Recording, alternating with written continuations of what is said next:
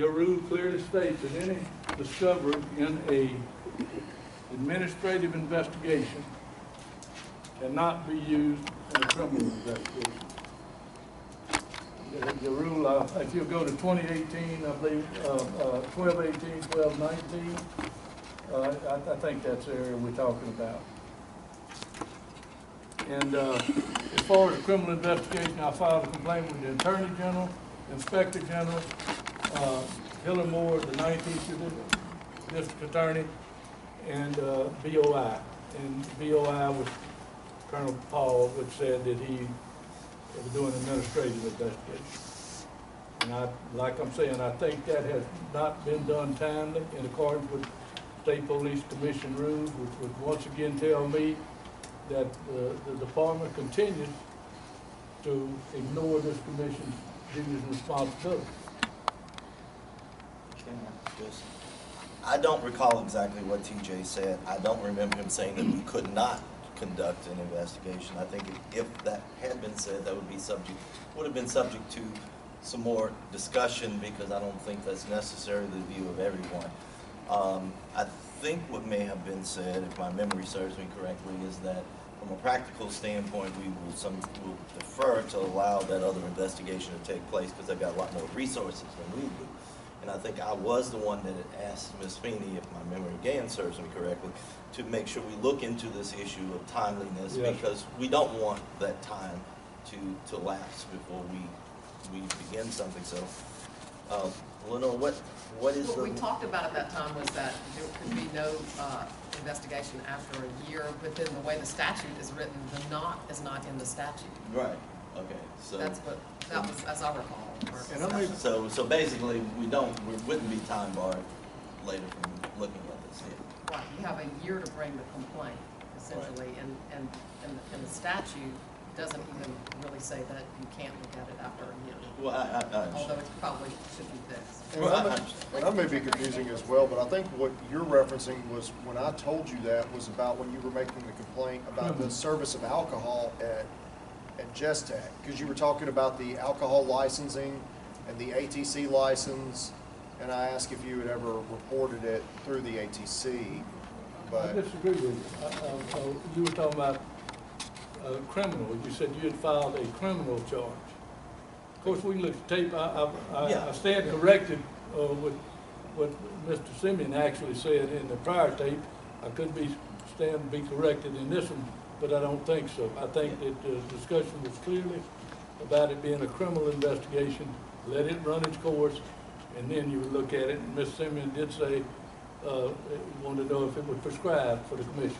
Correct. Yes. And correct me if I'm wrong, but your letter here says that your complaint is being investigated, and that upon completion of the investigation, that the investigation will be forwarded to the district attorney's office. Am I correct? Correct. Okay, correct. So what you're requesting is actually happening. Am I wrong? Okay. He's asking.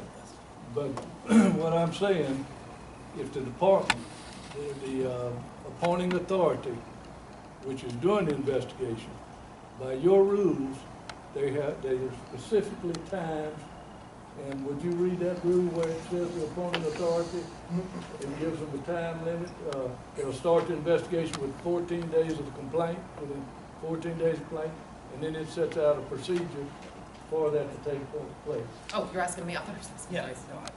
Whoever's got a copy of it, Yeah. I don't. I believe you're referencing Rule 12.18, time within which to initiate investigation. Subsection A, when a formal complaint is made against any Louisiana State Police trooper, the appointing authority or his designee shall cause an investigation to be initiated within 14 calendar days of the date the complaint was made. B, if no formal complaint is made against a trooper, but an incident justifies an investigation, the appointing authority or his designee shall cause an investigation to be initiated within 14 calendar days of the date that Internal Affairs, the troop section commander, or anyone above the commander in the chain of command learns of the incident. Okay. And then go to investigations. So then time to complete investigations and extensions of time is 12.19. A, except as otherwise provided in this rule, each investigation of a Louisiana State Police trooper which is conducted under the provisions of this rule shall be completed within 60 days of the date the investigation was initiated. Section B, the appointing authority or his designee may petition the State Police Commission or its executive director for an extension of the time within which to complete the investigation. The executive director shall have the authority to grant up to 115 calendar day extension without the necessity of a hearing, but the trooper shall be notified of the request for extension of time. There are If you'll excuse me, and I asked Mr. Hanneman prior to bringing this up, if in fact had they requested any extension of time. The extension of time is initially allowed for Mr. Hanneman, and then it must come to a public hearing for any additional time before this commission. I've been here for a year and a half now. So your concern is that the time for investigation by the department has expired, and is that what the concern is? Yes. Okay. And based on his reading of that rule, it looks like more than 75 days has passed. I see someone shaking his head in the back, but is that's the complaint? We just chit-chat, I guess? Being addressed by whoever wants to address us. Okay.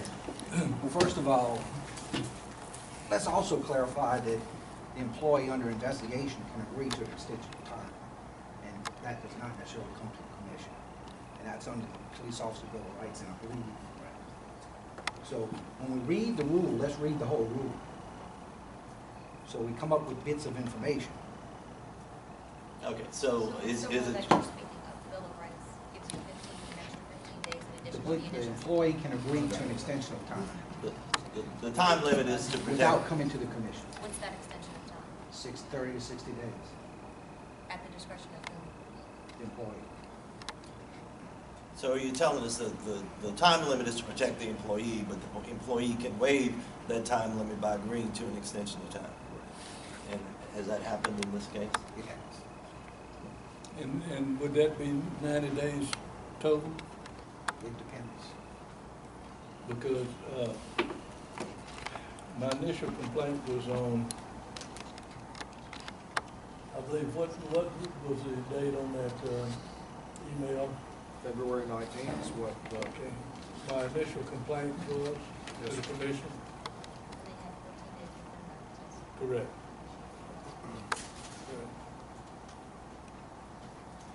And I will assure you, we're within the time delays by rule and by statute. And then it was 60 days, and then additional 60 days was rights responsibility. So please don't be worried that we've created a defense that we've exceeded the time delays. And if that's factual, I'll stand corrected. Well, and I don't think anyone's trying to correct. We're just trying to get all the information. So y'all are within the time delays. If it, certainly at the right time, it'll be good. Well, according to the email from Colonel Paul, he said it was still under investigation. At And- that time, it will be finished. Right, and said when it was completed, he would notify the district attorney or the other authorities, something to that effect. well, the email from Colonel Paul's dated May 24th, which was 2 weeks ago. I mean, maybe more than 2 weeks. Forgive me if my math is wrong, but that's 2 weeks ago. And you just hadn't had any further correspondence with Lieutenant Colonel Paul? No. Okay.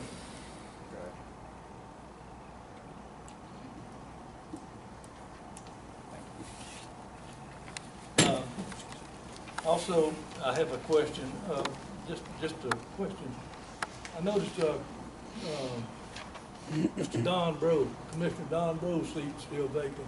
You know what the governor decided on that, or has he nominated anybody, or what's the status on that?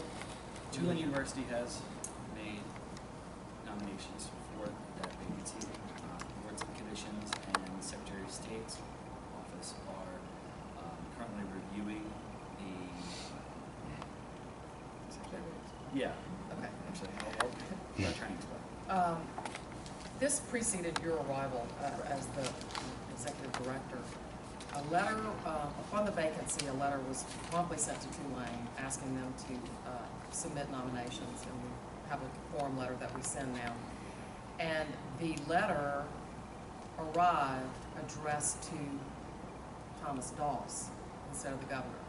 When it arrived, TJ immediately emailed it to Matthew Block, the governor's executive counsel, and said, hey, and also sent him a text saying, call me to say, this letter's for you, with the nominations on it. There were 2 nominations on the letter instead of 3. So I asked I spoke with the person who's with the Civil Service League, and he said there's an Attorney General opinion that says it's okay that if there's only 2 names instead of 3. He sent me the opinion, and that they can go ahead and pick from the 2 names. After the deadline elapsed, at least what we thought was the deadline, for the governor to name one of the 2 people, there was no name issue. We assumed then, under the statute, that the first name on the list becomes the appointed person. Jason called the first name on the list and said, have you been contacted by the governor or anything? And he said, no. He said, well, let me call the governor's office. You were the first person on the list.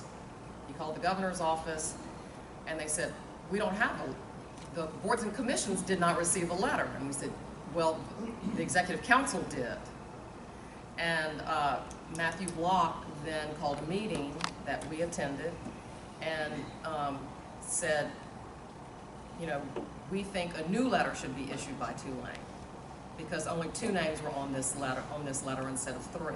I said, well, we have an Attorney General opinion that says it's okay. He said, we don't think that's in keeping with the spirit of the law. We said, okay. So they then, the governor's office that day, that was May 17th, Yes. called Tulane and asked Tulane to issue another letter, but with 3 names on it. On May the 18th, Tulane issued another letter with 3 names on it. The person who was first on the list in the interim contacted the Attorney General and said, I think I should be the appointed person. The Attorney General told him, ordered Jason to order the Secretary of State to obtain a commission. So Jason just wrote a letter to the Secretary of State, copied the governor, copied the Attorney General, and said, we've been ordered to obtain a commission. The Secretary of State, in turn, contacted the Attorney General and said, we want a new Attorney General opinion on this issue now. And now we're waiting on an Attorney General opinion on, I'm not sure which issue, whether or not the May 18th letter is valid or whether the 2-name letter is valid. But that's what happens when you just try to follow the rules, apparently. So we don't have a person at this point, but we expect that probably by July we might. Like CB said, you can't make this stuff up, you know? You can see why I handed that letter. Now we know. That's all I have this morning. I thank y'all once again for listening to me, and I'll give the floor back to you. Any further public comment? Moving on to the business, item number 1 on the agenda, consideration of the May 11th, 2017 minutes. Any discussion? Yeah, on item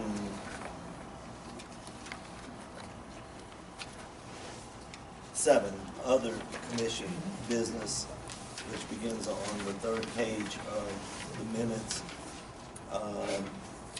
Point number 2, prohibited activities. I don't think I specifically said that I thought that the administration was not straightforward with the commission. I think what I said was that we were left with the impression, and some of the commissioners were left with the impression that there would be no increase in pay. I don't think I would have used the word that they weren't being straightforward, unless the tape corrects me on that. I just would like a correction of that to say, instead of saying, no, what I would like, instead of saying that on the second line, pick up with Office of State Police was not straightforward, I think what it should say was that I expressed my belief that some of the commission members were left with the wrong impression about whether there would be a pay increase.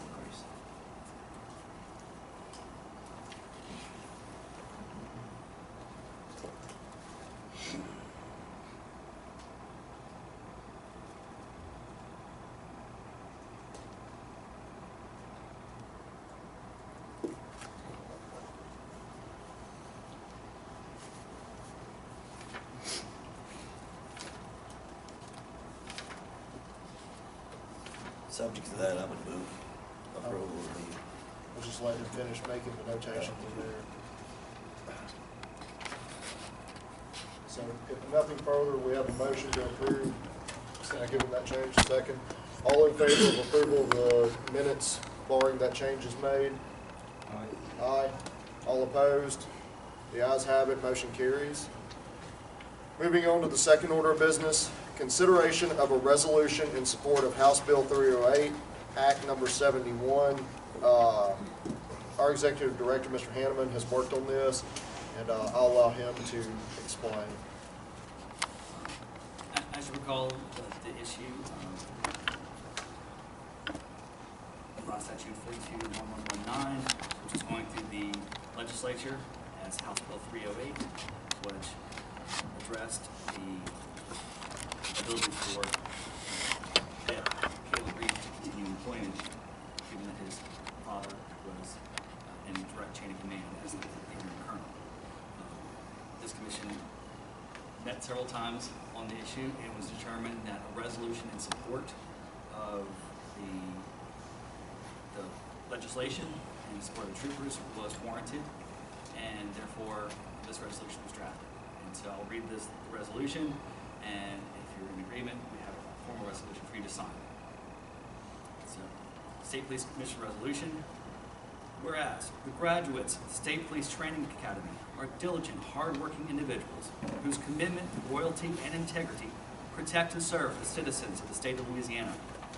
And whereas the state of Louisiana and the state police cadets have invested considerable time and resources to the rigorous education and training needed to become a state trooper. And whereas the governor's appointment of Kevin Reeves as interim colonel and superintendent of the Office of State Police is in the best interest of the organization, continued safety to our state, and the integrity of the Office of State Police. And whereas the appointment of Colonel Reeves created an unintentional conflict with revised statute 421119, which calls into question the ability for Cadet Caleb Reeves to continued employment within the Office of State Police. And whereas the Louisiana House of Representatives, currently in the regular legislative session of 2017, has properly and prudently passed legislation in the form of House Bill 308 by a vote of 92-1, that would provide the requisite provision to revise statute 421119, which would permit the continued gainful employment of Cadet Caleb Reeves. And whereas the Louisiana State Senate considered and passed House Bill 308 by a vote of 33-4, which was subsequently enrolled and signed by the Speaker of the House and President of the Senate on May 25, 2017. And whereas the Governor, effective June 4, 2017, officially signed into law House Bill 308 as Act number 71 of the 2017 regular legislative session. Therefore, be it resolved that the members of the Louisiana State Police Commission, at their meeting on June 8, 2017, move to express full support to all graduates of the State Police Training Academy and full support of Act number 71, which will provide protection for Cadet Caleb Reeves and remove an obstacle of employment for future graduates that have put forth the commitment and sacrifice to dedicate their lives to protect and serve the citizens of Louisiana.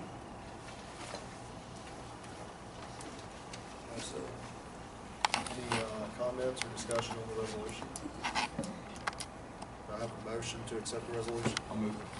Have a second?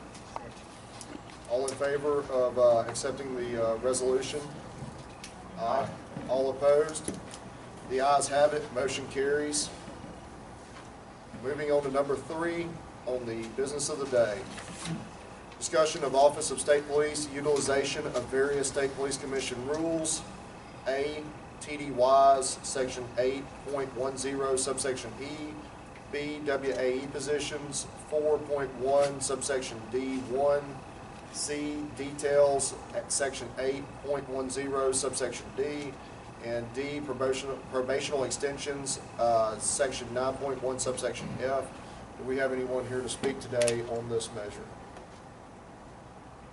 Do we have anything to discuss? Go I for do. it. Yes, sir.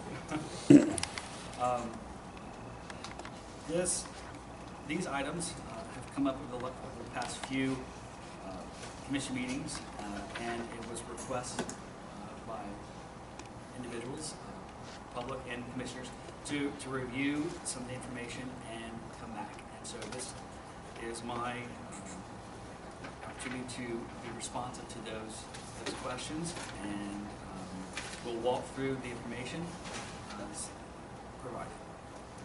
And starting with the TDY issue, 8.10E,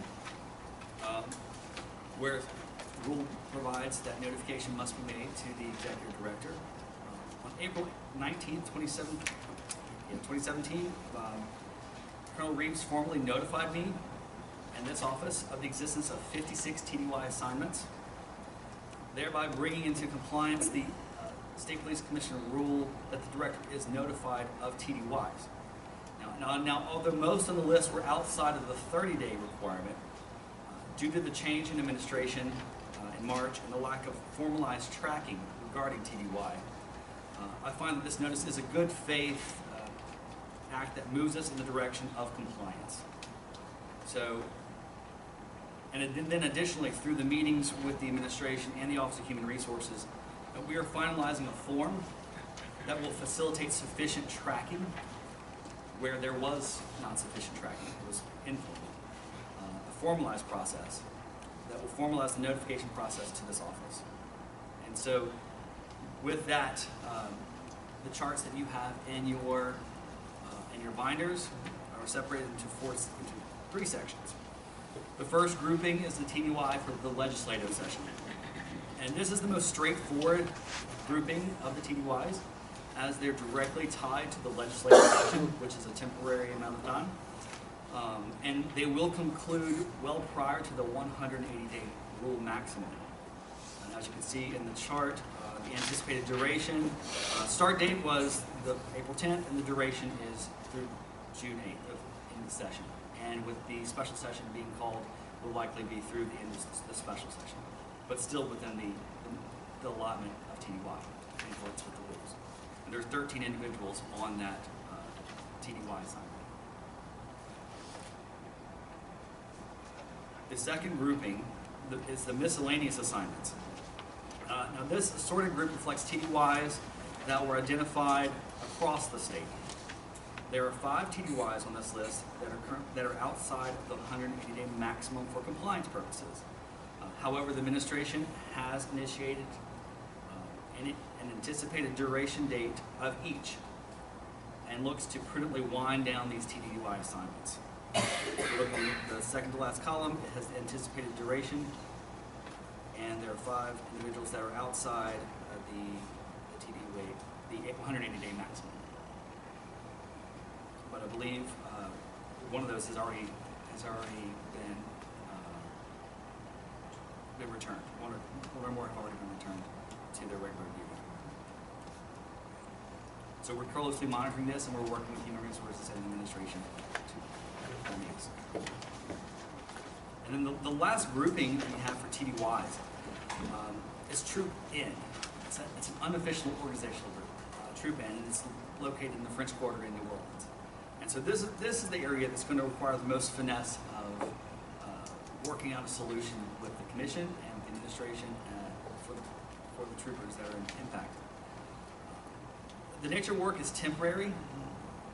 It's supposed to be temporary in nature with Troop N, and subject to termination at any time based on suspension of funds. I know the administration is reviewing all options and working with Human Resources and this office to formulate a best option moving forward, because it would be detrimental, in my opinion, it would be detrimental to suspend services to the New Orleans area for the sole purposes of the rule violation or compliance violation. So the best option, I believe, is to continue the path which we're on, and working with Human Resources and the administration to develop a plan to detail some individuals, to reassign, to create a new org unit. We're working on that at the moment, but these 28 individuals that are impacted and that are involved in Troop N we have knowledge of them now, and we have the ability to work within the existing rules. And if the existing rules don't provide an exception, it might be something the commission reviews. And so we're currently working on the next steps. That was going to my question. So currently, under the rules, there is no exception to 180 days. Correct.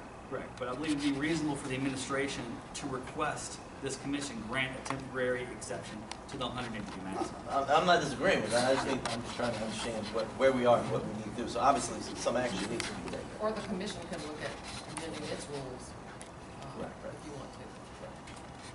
And we'd have to do at least 15-day public notice of that. Correct. If we wanted to promulgate a rule, that would provide.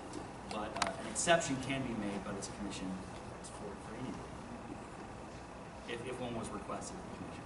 An exception to grant additional time. But overall, I'm encouraged by the new administration's desire to ensure compliance, and then to work with the again, the draft form that this office is coming up with to track every TDY, not just the ones that are will last beyond 30 days. We're working on some tracking measures and also in the personnel management system so that we can run reports, human resources can run reports independent of the administration to track these as well.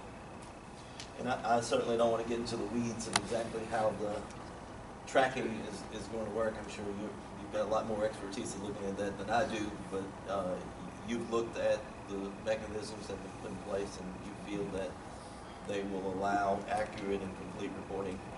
Yes, I do. And that there are protocols in place that will require, not only allow it, but will require accurate and complete reporting to you? I believe so. Yes. Well then, since... I was just say the biggest hurdle was to identify the TDY assignments for purposes of the formalized process and then moving forward. Well, since I think we need to submit a formal motion to the commission to find, as I think you've indicated, you believe is the case, that this was a good faith effort now to bring things into compliance, and so that so I'd move that the commission vote on that issue. If I can, too, one of the things I think we need to seriously consider is the rule change. I mean, to just sit here and make an exception, I don't think that sets a very good precedent. So, you know, with y'all's blessing, let's task Mr. Hanneman with starting to develop some type of rule change that we can pass around at the next meeting to talk about. I mean, Troop N is not going to go away or get solved anytime soon. Colonel, your opinion? What's the anticipated timeline for the resolution of that issue? Right now, I think probably looking at a few more years. No, I mean, to determine whether it's permanent or if it could be. Right now, again, it's still considered temporary. There is a hesitation. I mean, we could organizationally create a troop in, but I think, again, because we don't know if it's going to be a year, 2, 3, 4, we are hesitant to create an organizational structure. That is an option. A rule that gives some flexibility in unique situations like this is certainly. I just think the rule's a better path for us to take instead of making exceptions to, you know, this situation. Again, you know, this is your expertise, not mine, but I don't see the city of New Orleans getting any better. I mean, we don't have any plans to exit right now. I do think, at least through this administration, we will probably do that based on the governor's previous commitment. So, Well, if you would, why don't you? Current rules and the options of working out the best possible. If you would do that so we could pass something around for our review and discussion at the next meeting, that would be great. Does that give you enough time, Jason? For you to be able to discuss it, you just need to promulgate it, post it 15 days before the next meeting, and then at that next meeting, you can discuss it, any amendments to it that you want to make or changes. And then from there, you might have one more meeting, but Yeah, I knew it would lay over to the next meeting, but just something that we can discuss at the next meeting, because I'm sure everybody's gonna wanna, review it thoroughly. Yeah, and one of the suggestions I would have, and I certainly don't disagree that we do need a rule change, but one of the suggestions I would have is the proposed rule would wouldn't be an automatic rule, it would be one that would require that they come back to us at certain intervals to reaffirm that.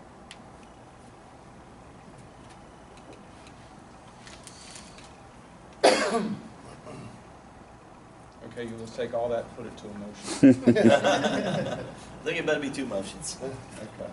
The first motion would be, I move that, based on the report from our executive director, that the commission find that there has now been, although there's been a violation in the past, there's now been a good faith effort to comply with the notice requirements to the executive director relative to TDY assignments. Second. All in favor of approval of that motion? Aye. Aye. All opposed? The ayes have it. And there was going to be a second motion to that? The second motion would be that the executive director draft a rule relative to, Troop one. relative to the Could we call it long-term TDYs? long-term TDY, yeah, rather than referencing Yeah. troop. Because it won't always be applicable just to Troop B. True. Second. All in favor? Aye. Aye. All opposed? The ayes have it, motion carries. The next item I have for discussion is WAEs, and that was brought up at the last commission meeting. That was researched, information was provided from Mr. Millet, and looking through the personnel management system, there are 54 total WAEs in state police commission approved titles. What it amounts for less than 2% permanent classified. No, that's one page. Those details. WAEs. So 54 total. Many of the names that were mentioned and or included in Mr. Millet's documentation were for WAEs. However, they were for Department of Public Safety WAEs under state civil service rules, not state police commission service. So the chart that you have before you lists all 54, in those 2 pages, all 54 approved WAEs with the state police commission. We have confirmed with Human Resources, with the retirement system, we've pieced together all the data regarding their service, and every one of them is a former trooper. They've all worn uniform, and therefore are all eligible to be in a state police commission WAE position. On average, the hours worked, averaging out all 54, their average work is 28.5 hours per week, which is a part-time assignment. Now, there are instances where some are working less and some are working more. An example would be Mr. Cotton, concealed handguns permit specialist. He's worked more than 40 hours a week on that for a duration of time, but I believe it's because of processing backlogged handgun and concealed permits, which has actually benefited the state of Louisiana in his activity of doing so. The use of the WAEs, again, is my understanding, is it allows troopers to be on the roads and out in the field by having these individuals take care of office functions. Now, I would recommend, as we look forward to making other changes, potentially, the practice of requiring renewal of authority and renewing to this commission, where there's a sunset and new authority is authorized. So that would be something I think we could look at as a practice moving forward. Would that would require a rule change as well? We would look at that as well. Okay, so we need a motion to have you Research that. to draft the rule? Uh, Yeah. If I can make a comment, yesterday, for example, the Civil Service Commission had their monthly meeting and agenda, and in that, item 34 on their agenda was request the Department of Public Safety Office of State Police to reappoint 2 classified WAE incumbents who exceeded 1,245 hours in accordance with State Civil Service Rule 23-6, effective June 15. It's my understanding from, I've talked to Mr. Decato, the Director of Civil Service, and I've talked to the Ms. Melinda Robert, it's kind of, I forget their title, but it's the enforcement section. What had happened in the past, and I know the current administration is working with it, but what has happened in the past is this WAE positions were so abused by the Department of Public Safety, State Police, that Civil Service quit authorizing. They then came before this commission, and the ones that you have now were authorized by the commission. But even once they're authorized, it is a temporary position according to Civil Service Rule. Am I incorrect on that? State Police Commission rules don't impose a limitation on the number of hours worked. Okay, so it's a State Civil permanent, it's a Service permanent does. position then.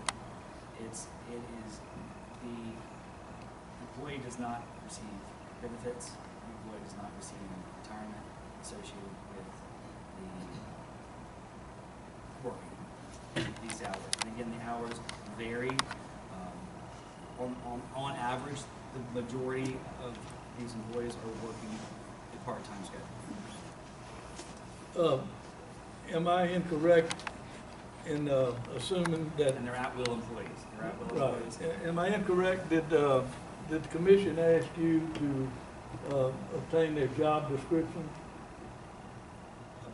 My recollection is that the initially was to identify all of the WAE employees and to identify average hours worked, and that any subsequent questions, any additional job descriptions are needed, would follow regarding the initial review of this report. Well, the point that I'm trying to make is, you know, the state police right now is being cut, as we speak, millions of dollars.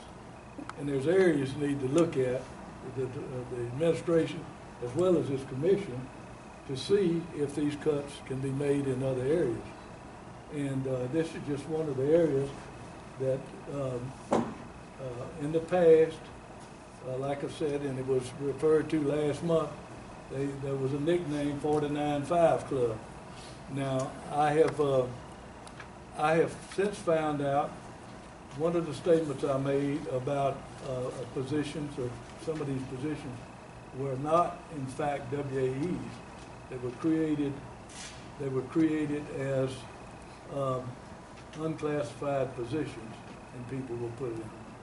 And they have little or no job description. I told you I'd share a name with you privately. Appreciate it.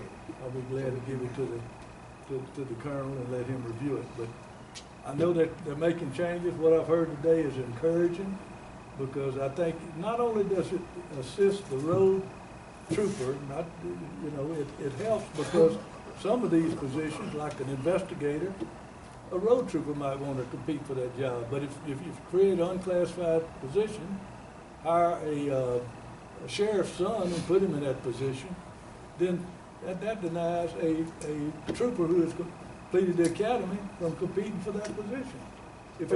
But if I understand Mr. Hanneman right, he checked into that, and everybody that's listed on here is a former state trooper. That's correct. Okay. Now, what I was saying though is, after I obtained the spreadsheets on all of this information, I found that a couple of the names that I had suggested had not completed the academy, but were put in positions. That's what I'm trying to clarify now. I have since found that they were created unclassified positions, and these people were placed in them. That's separate and apart from the WAEs. Okay. That's a different category altogether. Excuse me, just a quick response to that statement. I believe that I've also looked into those individuals. All of those unclassified positions were submitted to state civil service. They reviewed those job descriptions, and those unclassified full-time positions were approved by the State Civil Service Commission prior to creation. So they're not in state police, and so they're governed by civil service, is that? That's correct. We only govern classified members of the state police service, and you're saying these positions are unclassified members Right. of the civil service. But y'all also create unclassified positions, so how does this work out? But only within the state police service. We don't create unclassified positions within the civil service. Right. State civil service. Could you come back up, please? Don't go away, Mr. Meehan. So are these positions unclassified in civil service? They are unclassified from the Civil Service Commission. Okay. Yes. State Police Commission do have some unclassified titles. Those are going to be your lieutenant colonels, colonel. That's the extent really of what this commission has created unclassified full-time. So all of these that he's talking about, they Correct. were created by state civil service? Correct. And they do have a time limit, and they are, if extensions are needed, then we have requirements of what we need to submit to them in order for those positions to be renewed.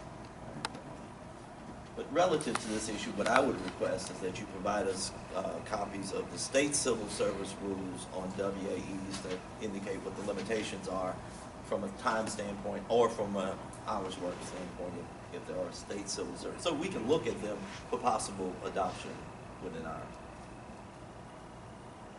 And on that, when the rules were adopted for the state police commission, they essentially copied state civil service rules. State civil service has gone on and amended many of its rules, and we have not, and there probably should be a review of a number of different rules, just like that, for that reason. Well, for now, certainly we want to look at those, but we'd ask, Yeah. I can't ask our lawyer to do it, but I guess as a commission, we could ask that if there are other rules you think we should look at, then let us know, and we'll be happy to look at them. The guidelines that the civil service uses, the state uses. So let me ask this, WAEs, are they classified or unclassified? These are classified They're WAEs. unclassified. But they're unclassified, yes, they're in the 401D one. Yes. So do WAEs fall under civil service, correct? No. There's some that- They fall under both. We have some WAEs who fall under civil service. Right, depending on who gave the authority to create the unclassified part-time position is what commission they fall under. So we request, if it's not a trooper and if it's civilian type duties, it goes to civil service to request the WAE under civil service. If it is a state police position that, and we're limited to hiring a former state trooper, somebody that has graduated from the academy, then we request that from this commission. So there's two different types of WAEs, and they're used in two different ways, and different restrictions on each WAE.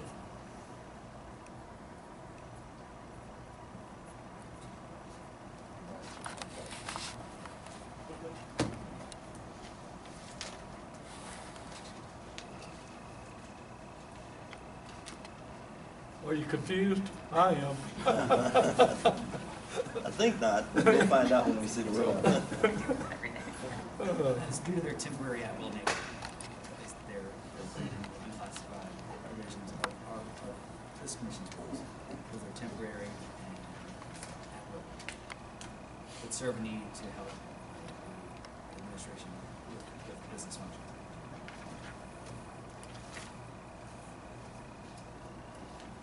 Any further discussion on the WAE position?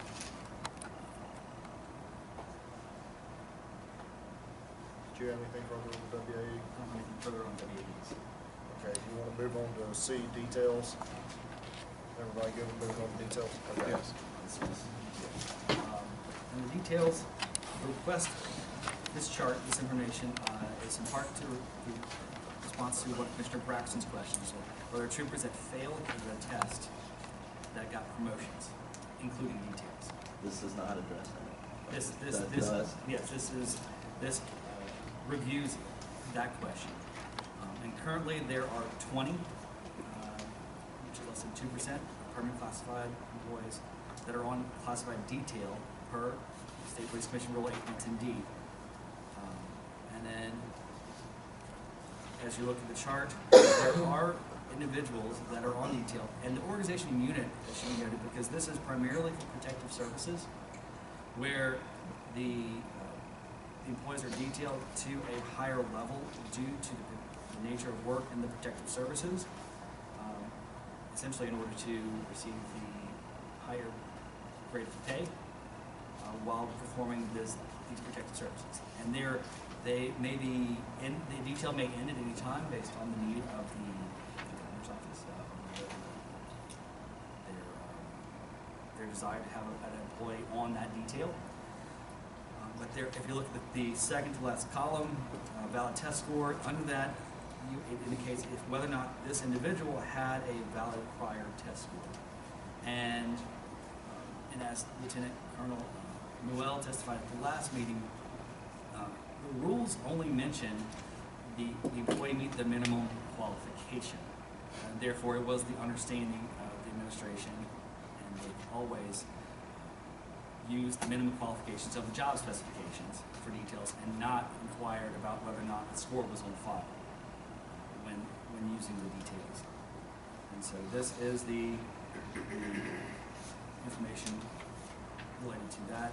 And it's primarily used with one particular work group in mind, and past practice has been meeting the minimum qualifications as listed on the job specification, not the score.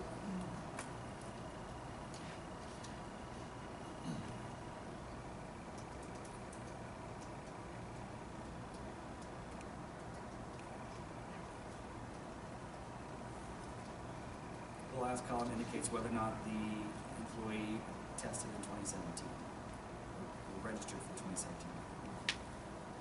Outside of protective services, the only two both passed the test and both registered for 2017. Correct. Okay.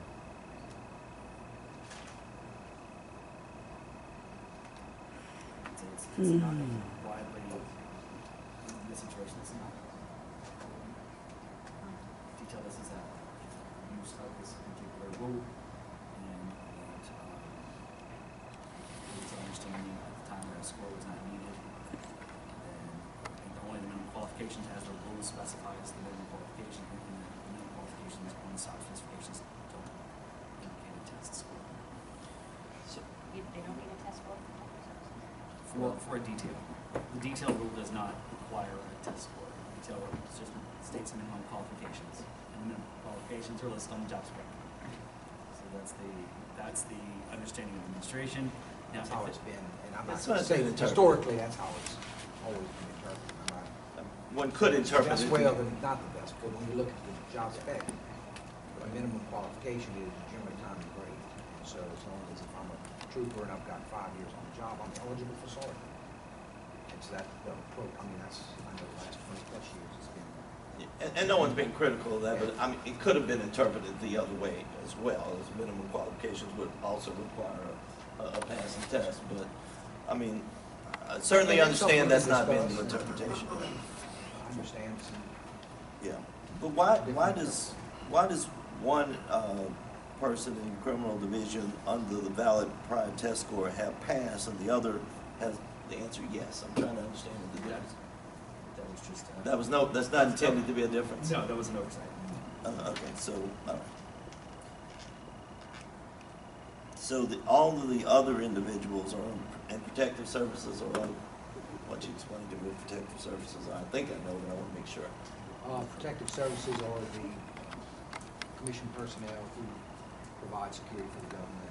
Yeah, that's what I thought. Certain other elected officials. And I believe due to the sensitivity and Well, that and again, the demands of the job is very demanding, particularly when you have an administration that travels.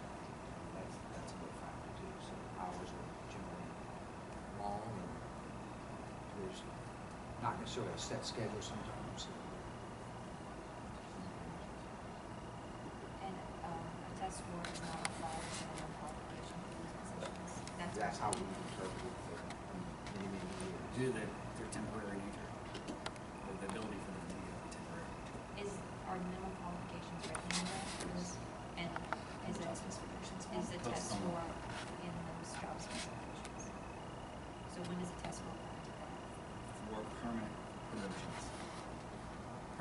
investigation is the department requests a list of articles and posts the announcement, and then based on the applicants. Yeah, because at any given time, the individuals in this detail, if they transfer out, detail ends, that additional pay ends, versus a permanent promotion, of course, is permanent unless the disciplinary order means they were moved. Is there a sunset provision? I don't believe there is.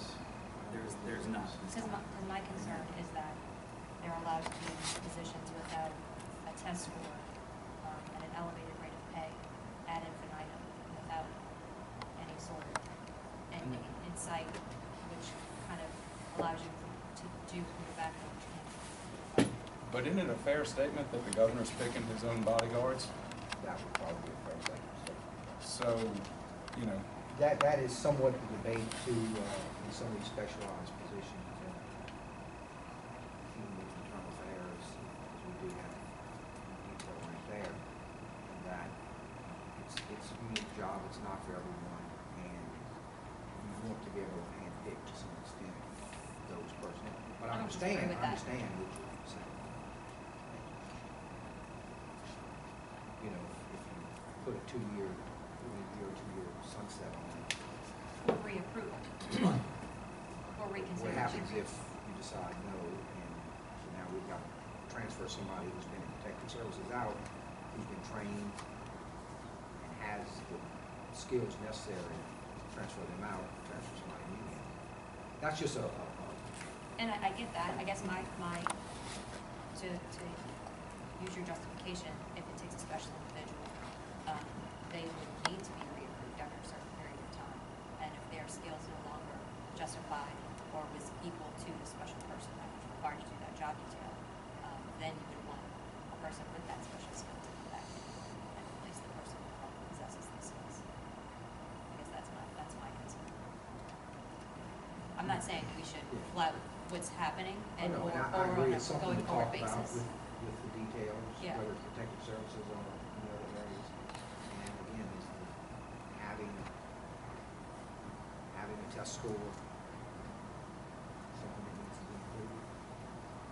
That's something. Yeah. I mean, I mean, I'm fine discussing it, but taking protective services out of that, because I don't think it's our place to tell the governor who he gets to feel comfortable with, protecting him, his family, where he's living.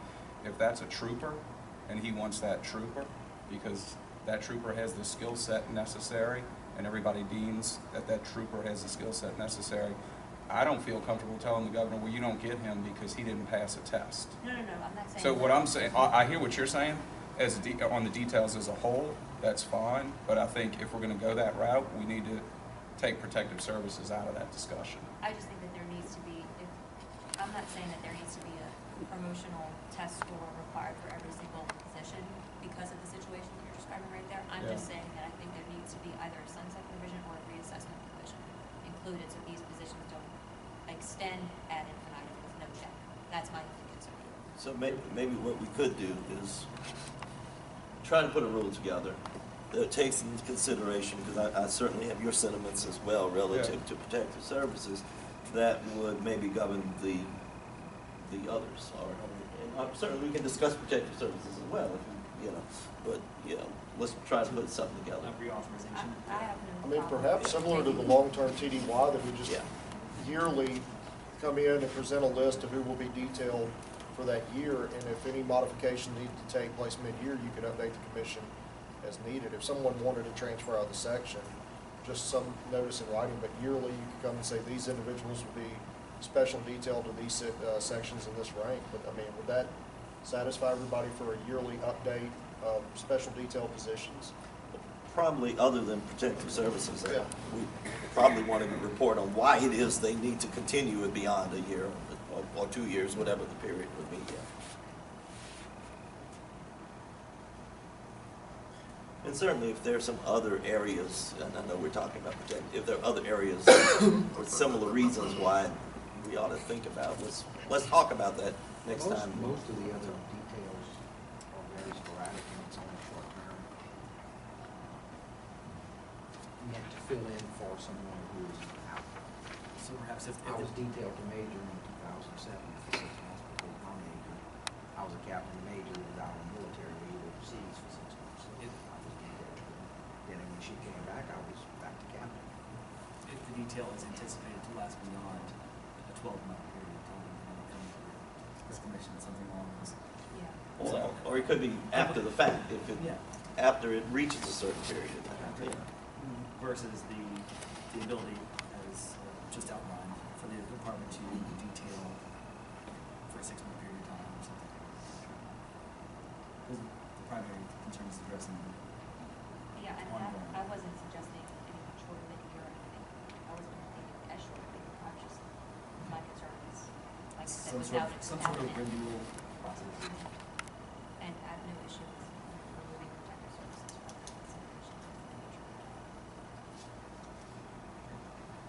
So Any that other would be questions? a motion to create a rule for yearly renewal of special details. Or some period of time. Yes, so, It doesn't have to be a shorter process. I can put it and you can change it. There you go. I'd like to do it. Sure. any further discussion on, Nope. last thing is gonna be the probational extensions, 9.1F. Correct. There's not a chart in your minor on the probational rule. And looking and working with human resources, there have only been 6 requests in the last year to extend probational authority beyond the 1 year.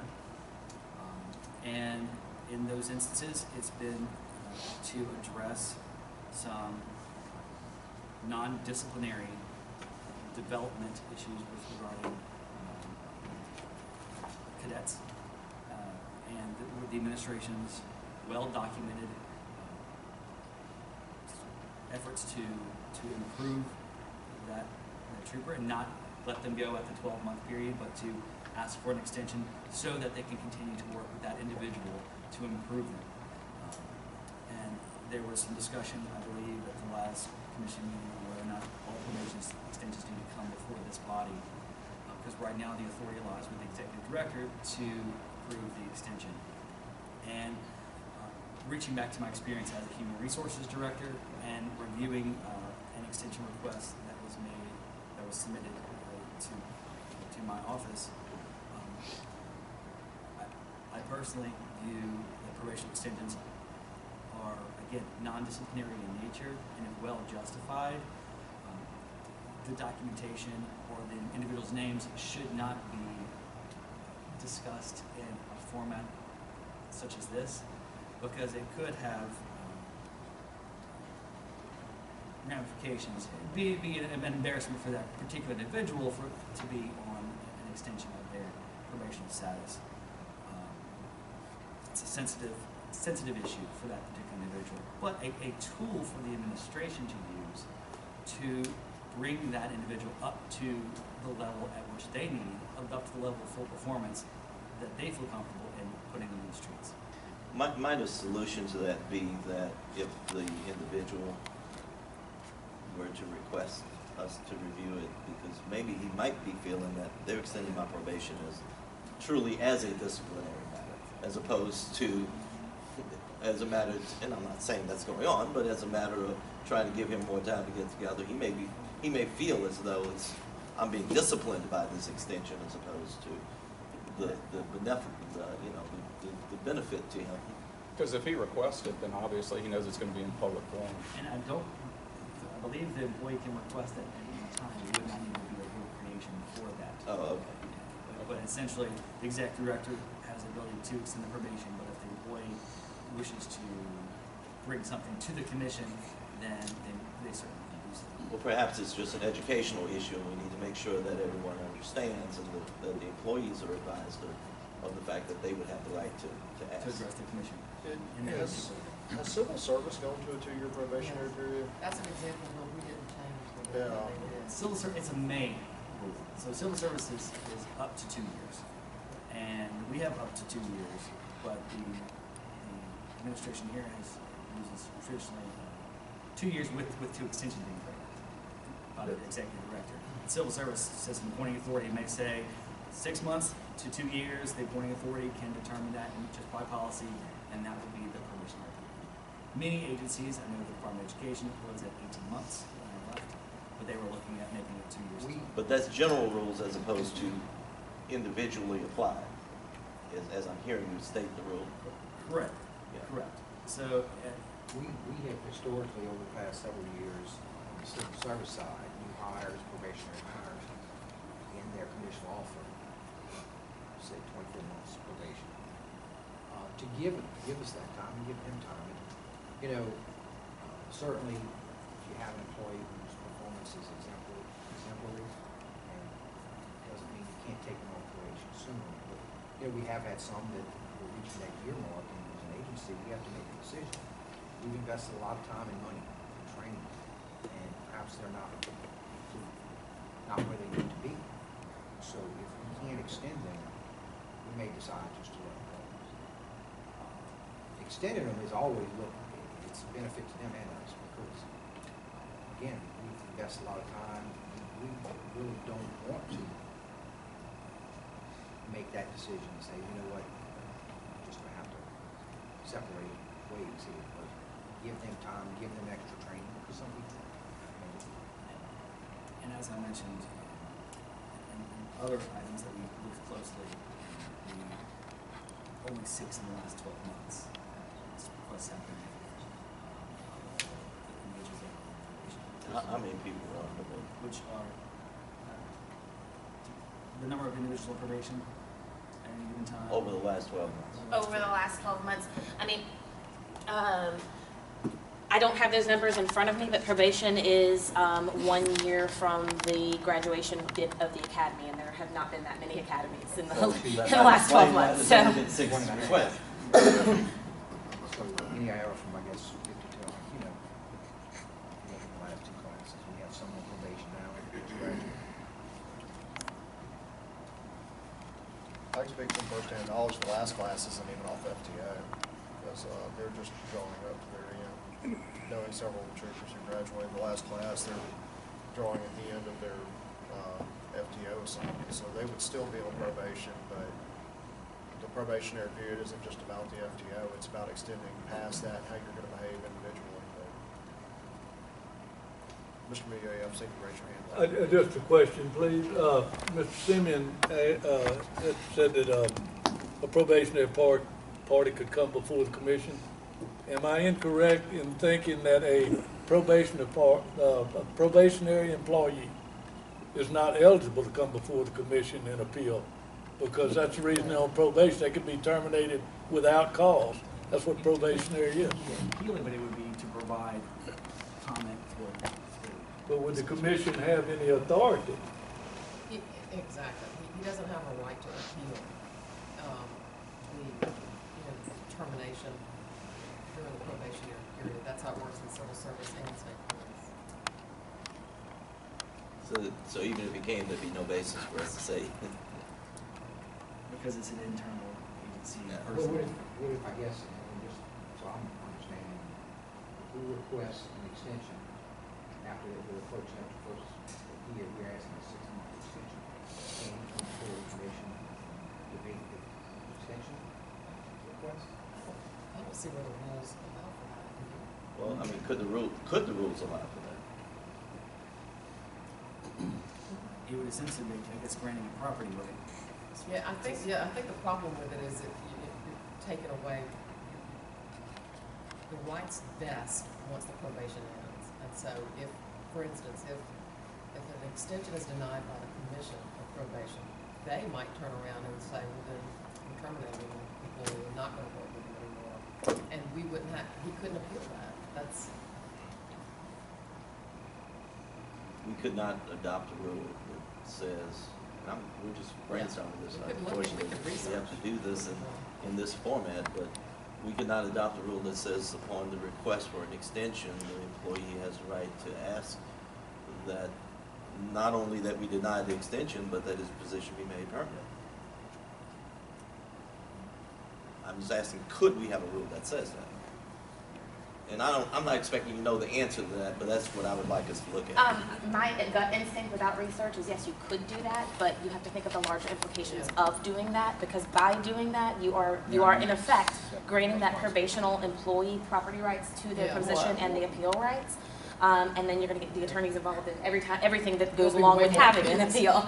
And it to me, in my impression of that suggestion, is you are kind of negating the purpose of having that probational period where the employer assesses if the employee's going to work out. Correct me if I'm wrong, but wouldn't we be also assuming the liability of that employee by forcing him into a permanent status when the department is?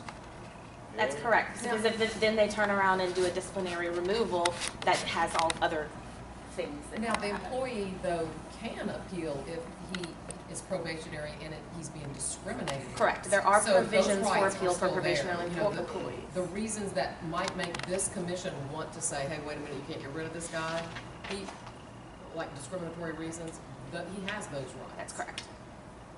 That's correct. And it may be a bad idea, but let's just discuss it. I mean. No, I agree. I think it should be discussed. And, you know, I know that this question was raised last meeting about, you know, have we always had this 1-year probation? And civil service has changed their probationary period rule over the years so that all employees have a minimum of 6 months, a maximum of 2-year probationary period. And where it falls in that time period is at the discretion of the appointing authority and policies created internally. It works very well on the civil service end. So, I mean, that would be my suggestion, is to look at how that would have, what implications that would have in the state police service.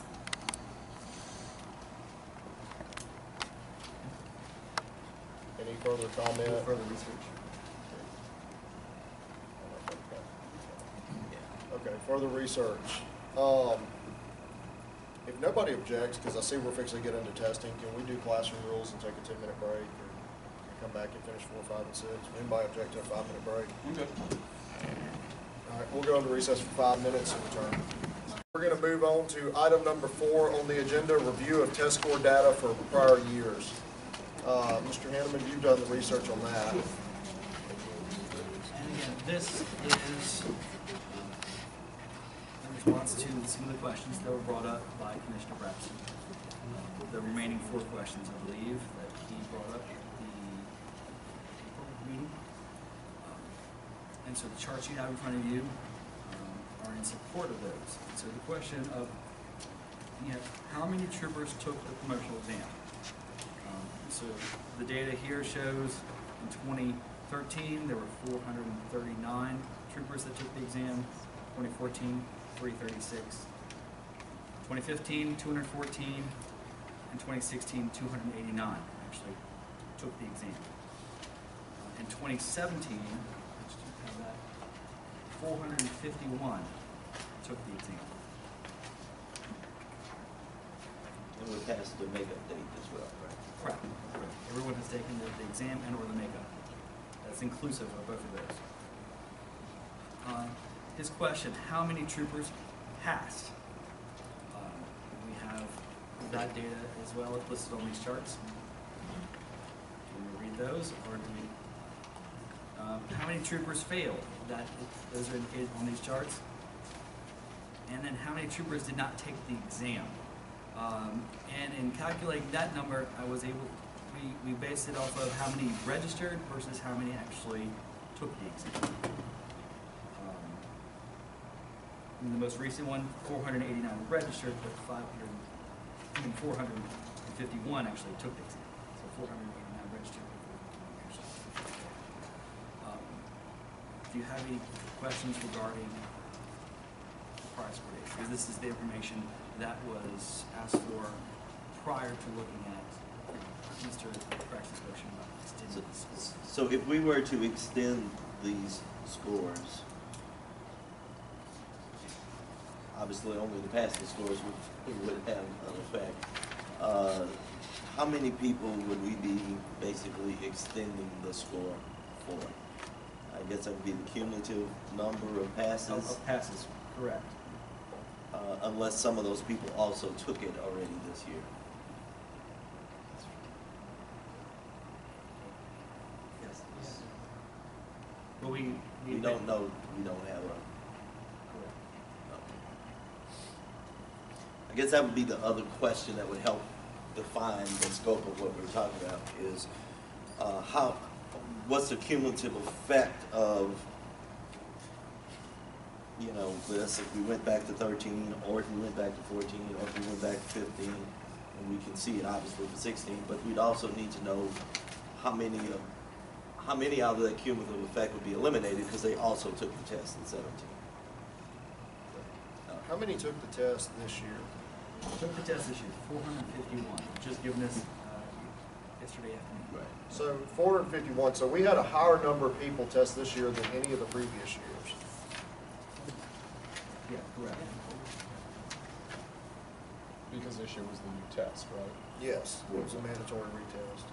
And I think everyone was told that you have to take it this year, that your old scores won't count. Correct, because traditionally the scores weren't continued as many years as they had been previously. And so it was a new test that being issued, therefore, in order to have a valid score, you must test. And so they test.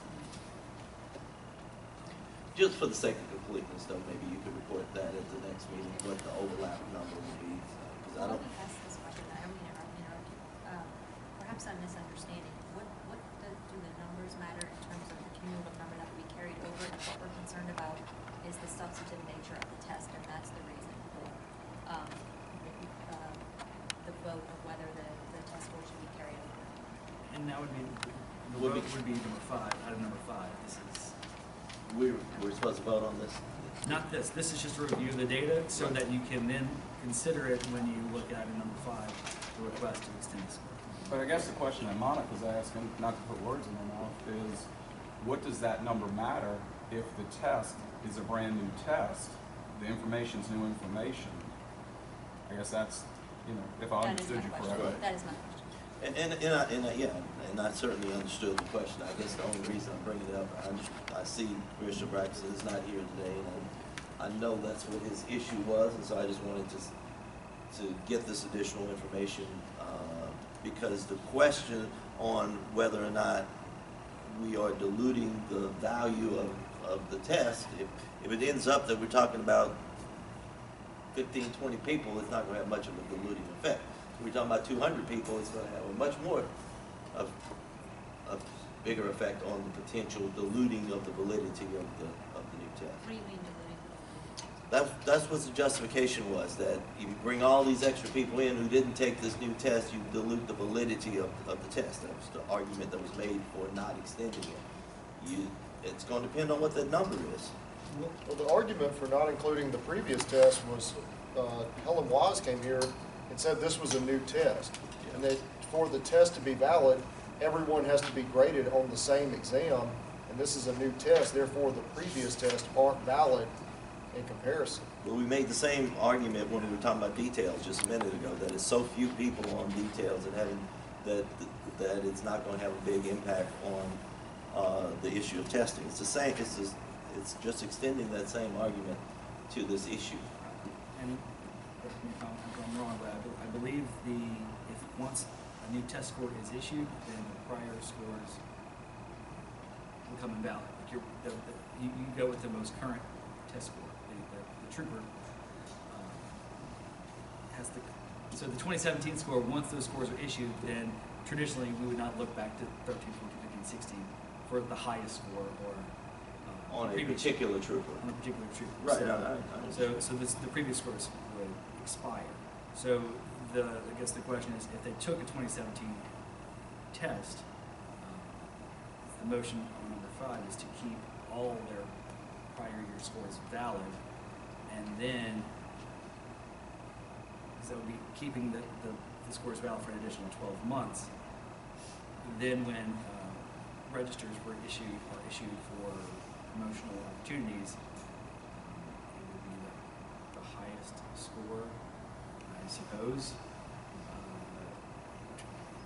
And then again, with not being on the same test, you're using someone's score for 2013, and then individual scores for 2017. It's the comparison situation. But that has been done in the past as well, that we've used people's scores from previous years. And I think that's the concern, is that that's what's happened in the past, and now that we have a new test based on new research. Yeah, but we always, Based on the hour and a half testimony that we heard, it just seems to say that's because that's what we've always done. And I'm not making the argument that's because that's what we've always done. I just want the record clear that we have done that in the past. So let's not ignore the fact that we've done it. That doesn't necessarily justify doing it now. But we've done it. So let's admit that and acknowledge that and consider it. But anyway.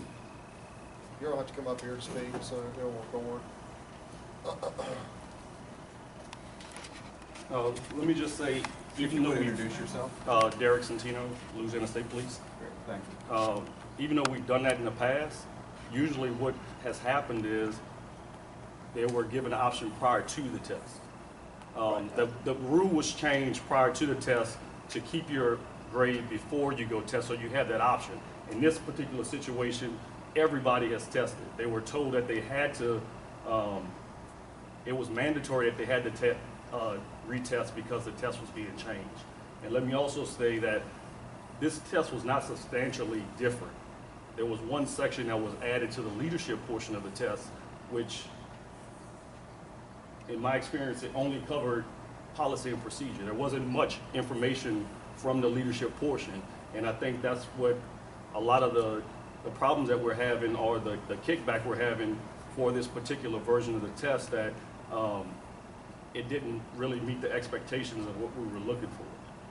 It kind of still covered a lot of the same stuff, but it did not cover the new material that we were told that it was going to cover, if that makes any sense. It does, but maybe I'm the only one with a little lost as to how that ties with what you were telling us earlier. Well, I'm actually just speaking on what Monica said, was that the fact that we've already taken the 2017 test. In previous years, and which was the argument of the commission, in previous years, when they were given the opportunity to keep those grades, it was prior to taking the exam. That's it. Thank you, sir. And correct me if I'm wrong, from the time that we posted the promotional exam material, it was posted that it was a mandatory retest. And that is certainly, and I certainly was not saying I would vote for extending it. I just want us to have the information, because I'm very concerned about the fact that the way it was published as saying you had to retake it. So I certainly was not indicating my vote would go that other way. Oh, absolutely. No, I wasn't insinuating that. I'm just saying with the way we conduct testing, and we have an expert who we contract, and when we are looking at the following year's promotional exam, she provides us with a report. This year will be a mandatory retest, or this grade is not, or this test will not be substantive enough in change to merit a retest, so they can carry their score over.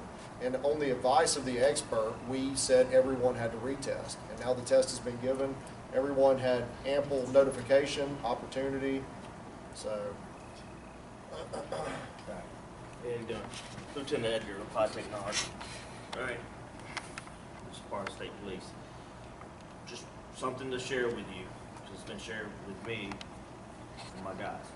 There was a question on this year's test that they say has appeared on years past tests. There is not a correct answer.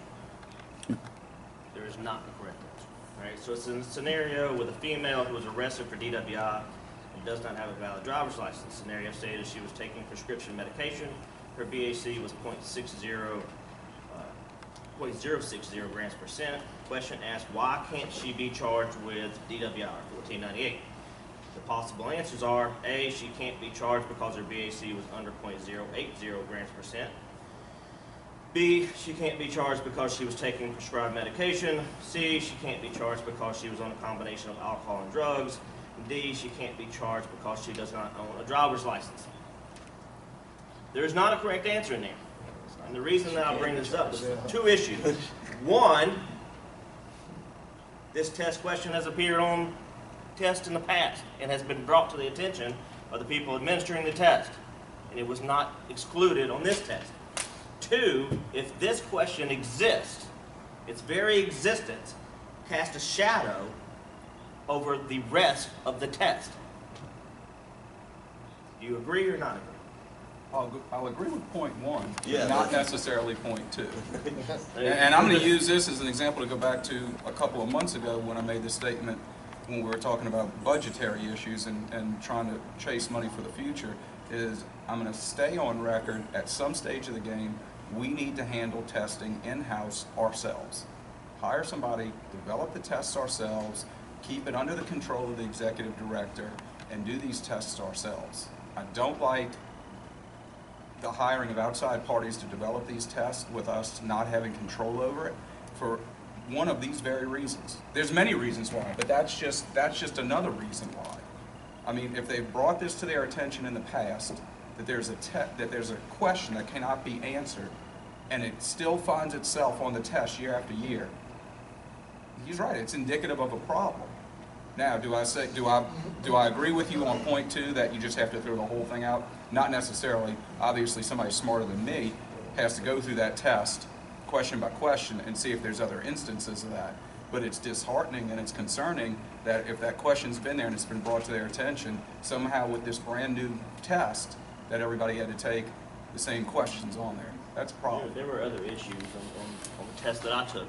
There were a couple of questions that had the same answer. Within the 4 possibilities, the same answer was in there twice. Which, it's probably a Scantron type test, which one's going to be correct according to the Scantron or to the computerized answer sheet. It's the same one, the right answer? Yes, it is. But what he's saying is it's Yeah, B no, and C are the it's in same there twice. answer. Right, no, I If you understand, pick but, B and the computer set up for C. right, but if the correct answer was A, it wouldn't make any difference that B and C were the same. Right, right. And look, this is several of these commission members' first tenure on the board in the test. It's certainly my first tenure as chairman over a testing cycle. I've actually I went last week, spoke to the LSTA, I've spoke to the CSTC. Executive Director Hanneman also went with me. And we hear these complaints.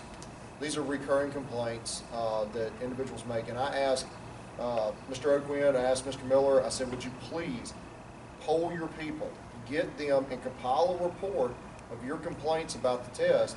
Let's put together a cohesive report.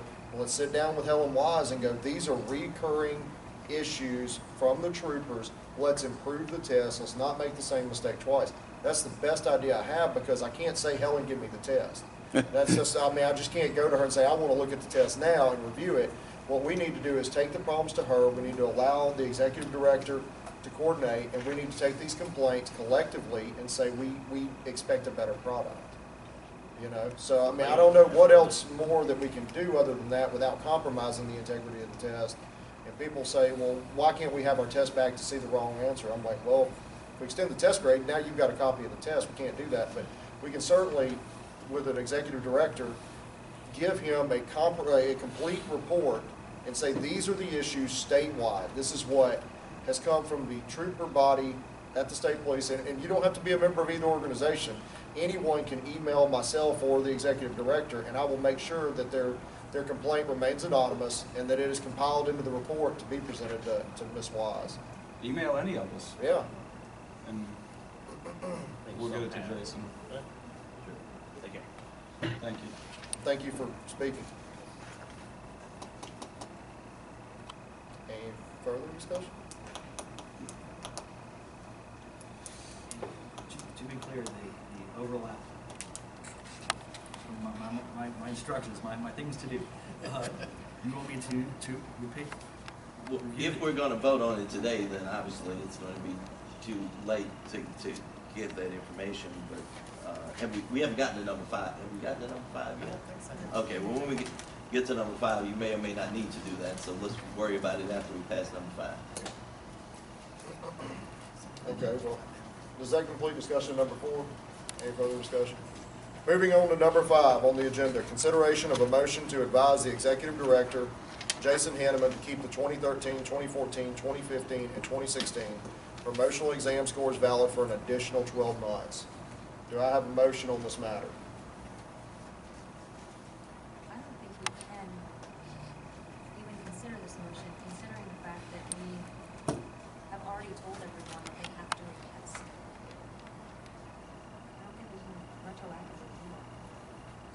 is your motion to deny this consideration based on the fact that we previously gave notice?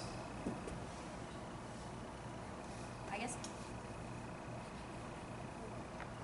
I don't know what my motion would be, because it's. Do you wanna make a Well, motion? it's twofold in my mind. There's two reasons in my mind to not extend the test scores. One of which is the fact of what we represented to the troopers, that they have to retest. So if we're telling them they have to retest, we can't then go back and say, now we're gonna keep your previous test scores valid. At the same time, there's the substantive issue. And I know you're. I'd rather vote on the first issue. Well, then that'll be my motion. All right. Do we have a second to deny? I'll second it. Okay, all in favor of denying the extension of the promotional exam scores from 2013, 2014, 2015, and 2016? Based on the previous indication that they'd have to retest. Yes, based on the previous indication, they would have to retest. Aye. Aye. Aye. All opposed? The ayes have it. Motion carries. The extension of the test grade based on the statement that they would have to retest is denied. We will not carry over the further score. Moving on. Number 6, discussion of response to State Police Commission request that Taylor Townsend produce State Police Commission documents that were obtained or generated by him in his role as legal counsel for the State Police Commission. Is there any updates on that? Yes, actually, before the last commission meeting, I had reached out to Mr. Townsend's assistant, Chantel Wimprin, and thank you. And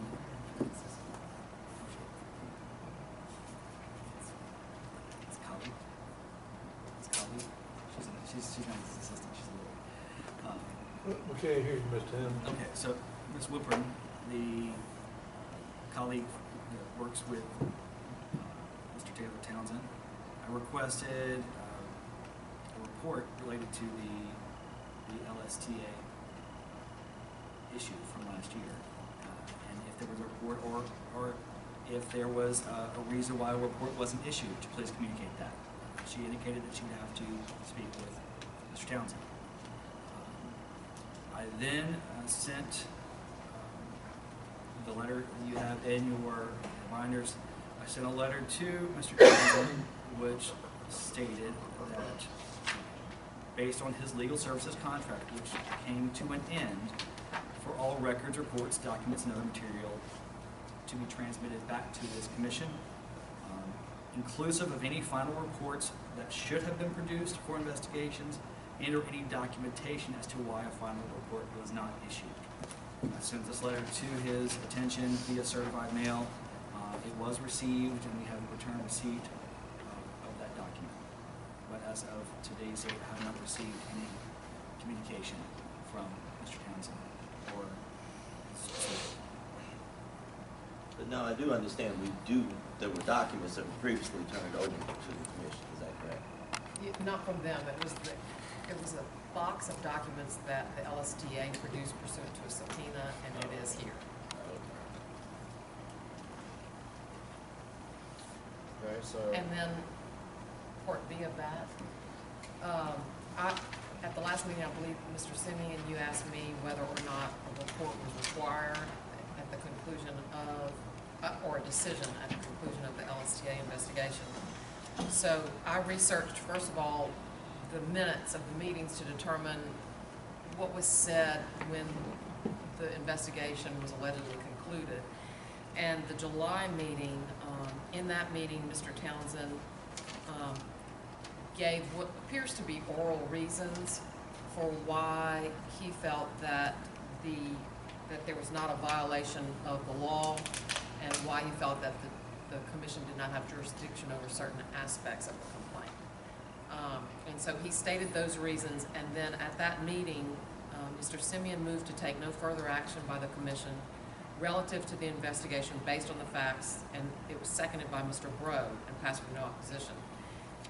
This, to me, in reviewing the rules, appears to be a summary disposition of the investigation, which the commission is allowed to do at any time, based on certain reasons, two of which are the commission lacks jurisdiction, or that the charges, if true, would not constitute a violation of the article or the rules. So that would be a valid reason or means for having a summary disposition by the commission.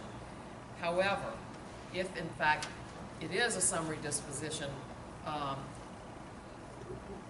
Part F of Rule 16.7 provides, when the commission disposes summarily of an investigation, its decision shall be final on the date it files its written decision with the director disposing of the case. The director thereafter shall give the interested parties notice of this decision. So I do believe that a written decision is required. Thank you. So, Well, Mr. Hanneman, please reach out once more and see if we can, if there is a report.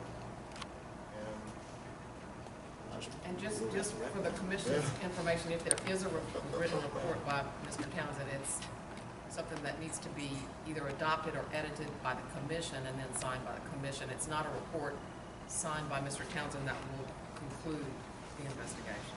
Well, I got a question for all the lawyers. What if there isn't? Then technically, in accordance with the rule, the decision is not final. so we would have to write it. I think it'd be most appropriate to write the commission can write a report itself.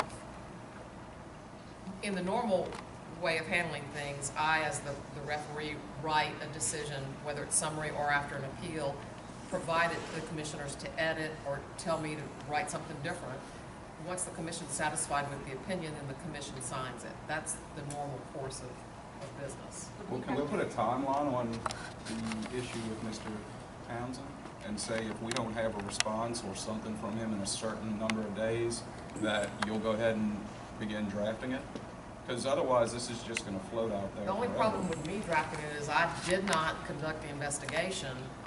I'm not privy to what all he did. I know there's a box of material. Okay, so I'm going to go back to my other question. If he doesn't send one or he says there isn't one, what do we do? So the commission can choose to write one itself. The commission can continue the investigation, presumably, and until an opinion is written. Okay, but you can't do it. I mean, I would be So when you writing say the the opinion commission does in it, a does that vacuum. mean Monica or Euless? Because they're the two lawyers. Thanks. Well, and the whole issue is that for those of us that were not on the commission at the time the investigation was continued or conducted. Okay, so Monica's out, Euless. Well, and frankly, most of the commission, I think, was not privy to what Mr. Townsend knew as part of the investigation. That's why I think it's important that he give you something. And that's my other issue, is that have we been provided with the documents that he has at his office? Not yet. Not yet. So that's all being asked for. That's been asked for. Yes. Would that be a breach of contract? I defer to the attorneys. Smart man. I haven't read the contract Yeah. for purposes of making an opinion. I don't know that I should make an opinion about that. Jason, why don't you try calling, just keep calling, and if that doesn't work in a week or so, shoot us an email and we'll just start trying to call them individually. I mean, we've got to have a resolution to this.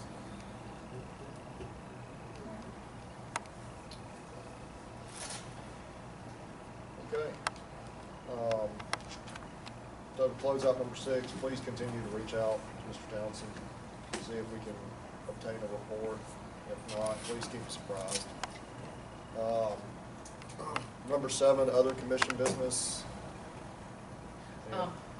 We have a hearing at the next meeting, Okay. just so the commission knows, it's the appeal of Trooper Burnell Thompson.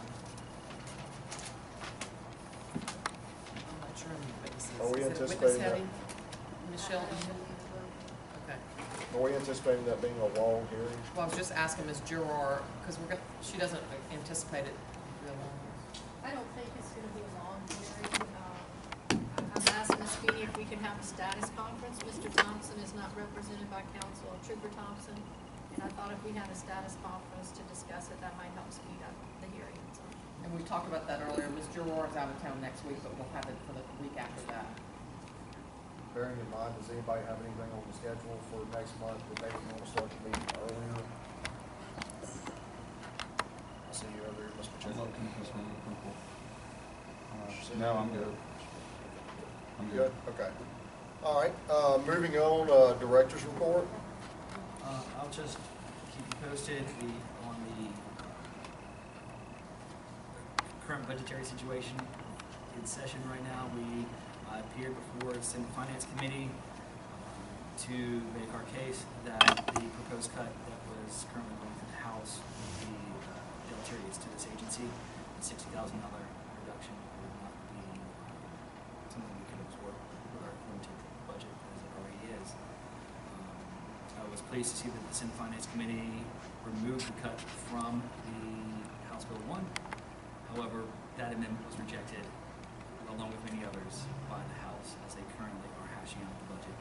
So as of now, the cut is back in House Bill 1 until the conference committee can resolve the budgetary issue. So that's concerning. We're definitely monitoring that closely. In your binder, you have a copy of the current expenditures of the department, and we're winding up the end of this year. And then also in your binders, the very last pocket, the very back of the binder, is the Tier 1 disclosure forms. Mr. Simi was kind enough to send those out electronically as a reminder to everyone that. Thank you for the forms, Louis. Yes, and so if that has not been, and next year I'll definitely remind everyone well in advance of the disclosure requirements of board members. Jason, do we not keep a copy of the 2.1 on file for everybody? If we do, if nobody's has changed, we could just resubmit, if I'm not mistaken. I believe there's a component where you have to update based on the current tax Apologize. filings. We can double check to see if it would be helpful to review what was submitted last time. But I believe there is something that needs to be dated with regards to prior tax returns and certifying that we filed tax returns. And then I believe that is all I have. I guess just before we close out, I do want to say this. Our budget being as tight as it is, Jason and I had actually talked about in the future, instead of mailing out the promotional test grades, scanning and emailing them, because everyone who takes the test has a .gov email and it would save us postage and envelopes. And when I brought this up to Jason, he pointed out the fact that we don't even have the equipment to scan the emails. The capability of using the software to it would not be, we can create PDF documents, but I can't separate them out. And so we'll be looking at the technology, and the copy machine scanning situation we have now is not networked.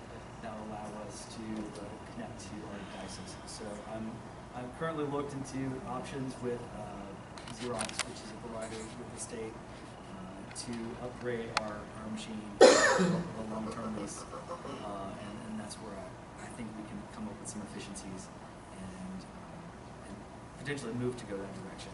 But right now, in our situation, we don't have the ability to on that large of a batch to be efficient. Hopefully next year we will have better equipment and can facilitate that, but I figured it would shave 3 days off the return time for individuals' grades. Scan and email them, and then we'll keep an original copy on file, and if someone would like to receive an original copy, we can facilitate that, but it'd save us postage on 400 some odd envelopes and printing and everything else. So thank you again. Thank you for the director's report. Anything further? Motion to adjourn. Any second to adjourn? All in favor of adjournment? All opposed? Ayes have it, motion carries.